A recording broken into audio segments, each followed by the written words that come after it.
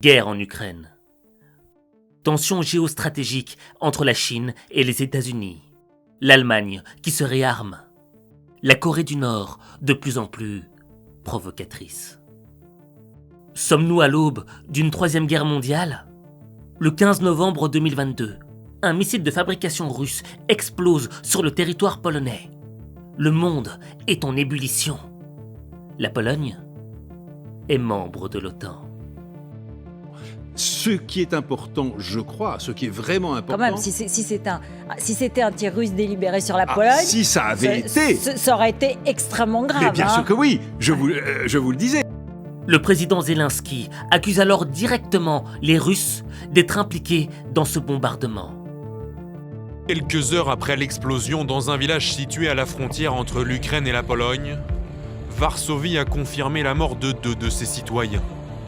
Mais pour l'heure, les autorités polonaises restent prudentes, à l'inverse de celles de Kiev, qui n'ont pas attendu pour accuser la Russie. Tirer des missiles sur le territoire de l'OTAN est une attaque russe contre la sécurité collective. C'est une escalade très importante. Nous devons agir. Je veux dire maintenant à tous nos frères et sœurs polonais, l'Ukraine vous soutiendra toujours. Les gens libres ne seront pas brisés par la terreur. Qui est responsable du lancement de ce missile ? À l'heure actuelle, nous n'avons aucune preuve qu'il s'agit d'un missile tiré par les Russes. Mais il y a une forte probabilité donc qu'il s'agisse d'une roquette utilisée par les forces de défense ukrainiennes. La troisième guerre mondiale, à ce jour-là, frôlait d'un cheveu l'humanité. Mais pourrait-elle lui éclater au visage en 2023 ?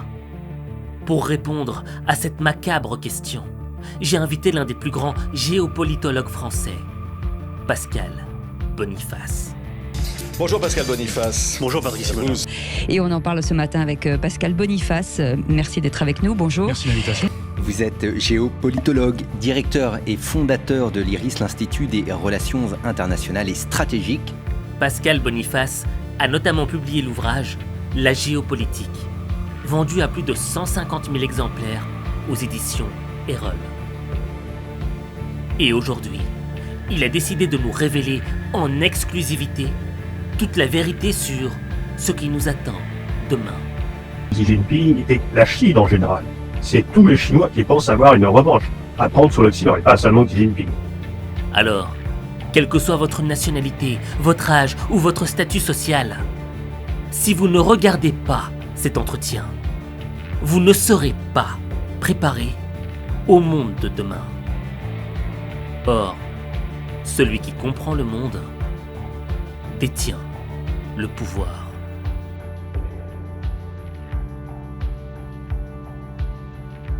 Monsieur Boniface, bonjour. Bonjour. C'est un honneur de vous recevoir. Et Monsieur Boniface, j'aimerais vous poser une question par rapport à la géopolitique actuelle du monde. Et il y a une question qui me taraude. La question que je me pose, c'est est-ce qu'on se dirige droit vers une troisième guerre mondiale ?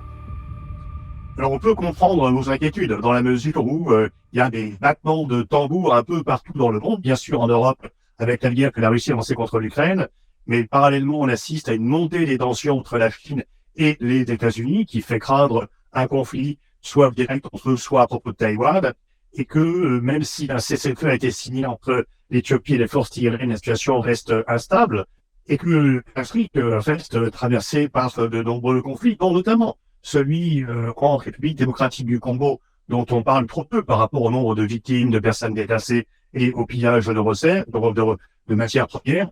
Et donc, effectivement, on comprend votre inquiétude. Maintenant, une troisième guerre mondiale, vous voulez dire qu'il y a 2 camps, et en fait, grosso modo, même s'il y a des conflits en Afrique qui ne sont pas prêts de déboucher sur une guerre mondiale, ça reste des conflits limités géographiquement.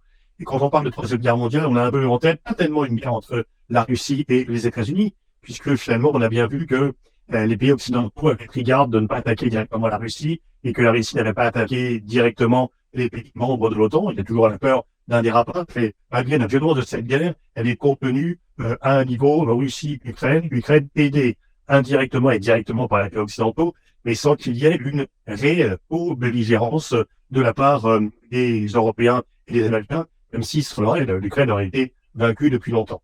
Donc le spectre avec la troisième guerre mondiale qui concerne la Chine et les États-Unis.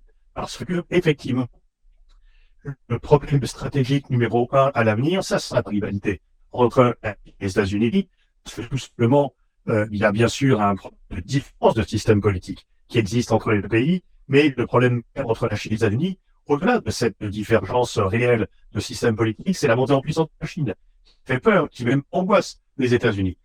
Parce que pendant très longtemps, les États-Unis se sont accommodés à la nature autoritaire, voire dictatoriale du régime chinois.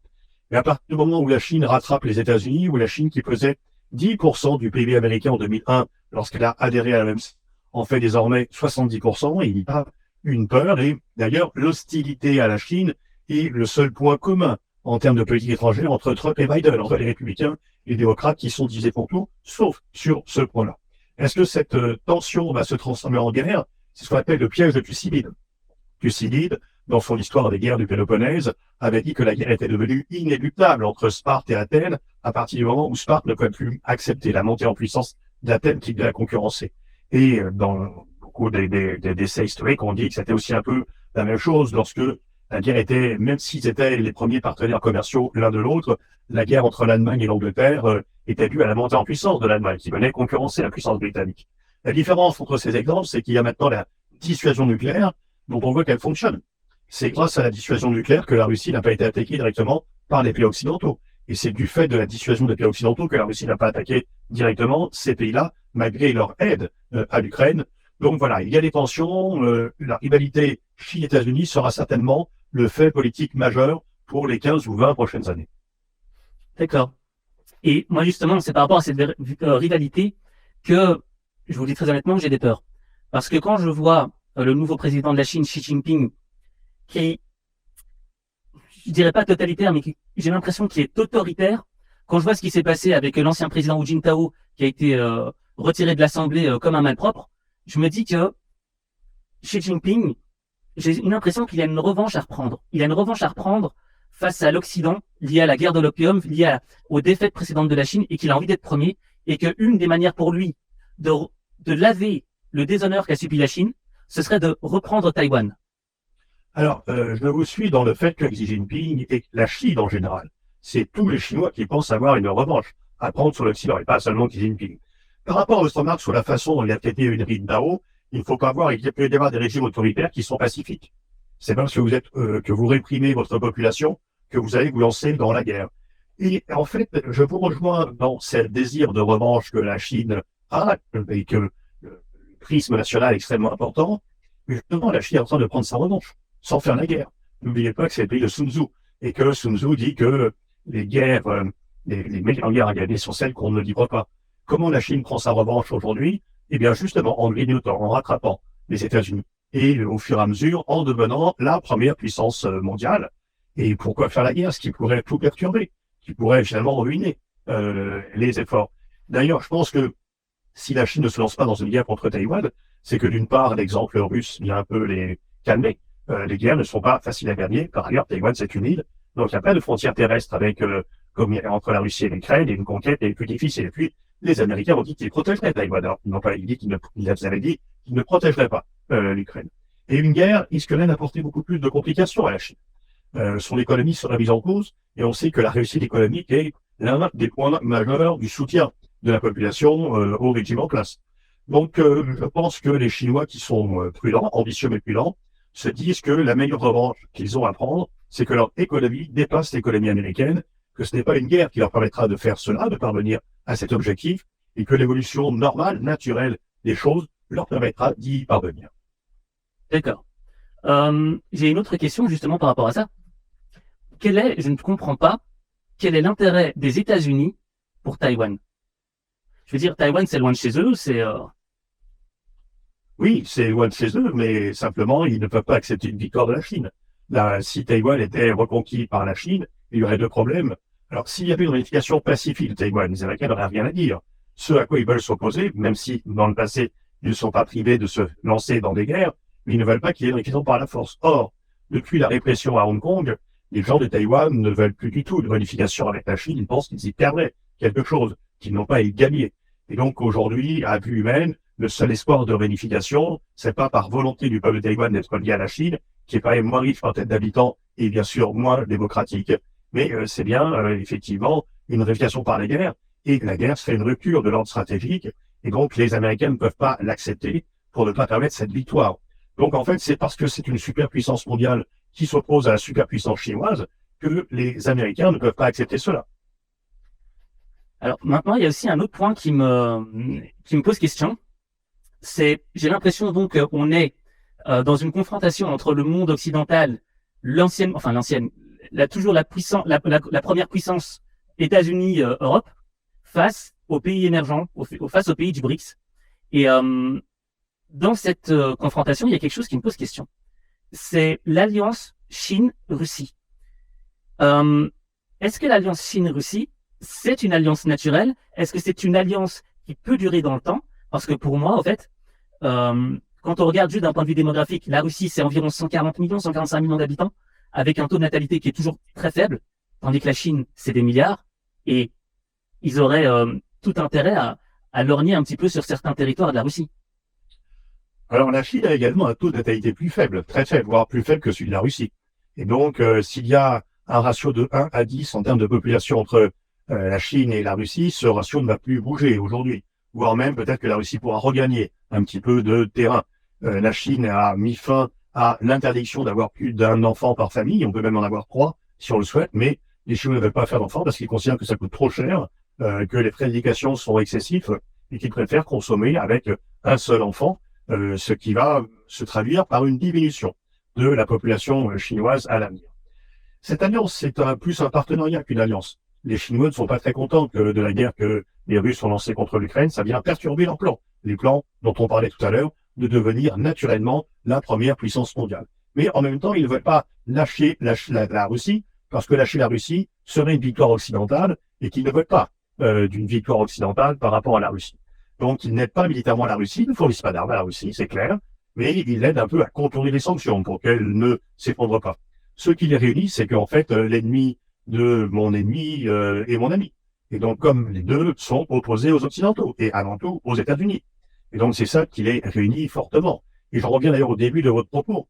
C'est pas seulement les BRICS, mais on voit bien par rapport à cette guerre entre la Russie et l'Ukraine, que la Russie a annoncée, eh bien, si 100 ou 30, 140 pays ont condamné aux Nations Unies l'agression russe, puis par la suite l'annexion de territoires par la Russie, aucun pays non occidental n'a pris de sanctions contre la Russie, à part les alliés très proches. Disons que pour moi, la Corée du Sud et le Japon sont des pays asiatiques, mais stratégiquement occidentaux. Mais on voit bien quand on regarde la liste des pays qui ont pris concrètement des sanctions, eh ben, c'est The West versus The West. Il y a tous les pays occidentaux qui ont pris des sanctions, tous les pays de l'OTAN, sauf la Turquie. La Turquie n'a pas pris de sanctions, parce que la Turquie n'est pas qu'un pays occidental. Et aucun pays non occidental n'a pris de sanctions. Et donc, cela inquiète d'ailleurs les Occidentaux, c'est qu'il y a ce nouveau clivage. Et pourquoi les non occidentaux n'ont pas pris de sanctions? Pour plusieurs raisons. La première, c'est qu'ils en ont marre d'obéir aux Occidentaux. Ils pensent que les Occidentaux sont hypocrites, qu'ils mettent des sanctions quand ça les arrange, mais pas quand c'est leurs amis qui commettent des violations du droit international. Et puis, surtout, eux veulent avoir des relations avec la Russie parce que ça les arrange, parce que ça peut être leur intérêt, il y a des liens historiques. Et donc, en fait, on voit bien là que les Occidentaux, auparavant, quand ils faisaient des sanctions, tout le monde suivait de peur d'être sanctionné soi-même. Là, non. Et donc, il y a cette nouvelle division, on ne sait pas tout à fait nouveau. Et c'est pas seulement les BRICS dont vous avez parlé, c'est aussi tous les pays non occidentaux. Donc, il faudra très sérieusement étudier ce clivage, The West versus The West. Parfait. Ben écoutez, j'ai une dernière question à vous poser.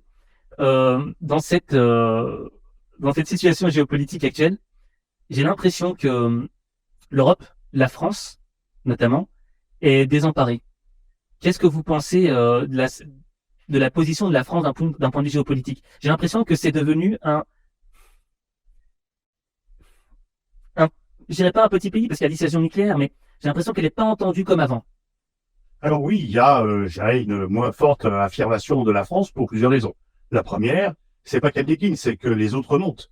La France était le 4e PIB mondial, elle est désormais le 7e. Et donc, voilà, les autres montent et avancent plus vite que nous. Deuxièmement, je pense que la spécificité gaulo-mitterrandiste de la France est moins nette aujourd'hui qu'auparavant.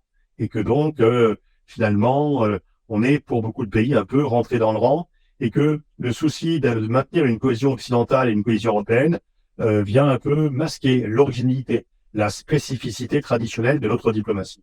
Et puis, je dirais, troisième raison, c'est que cette guerre en Ukraine s'attaque à notre ADN stratégique.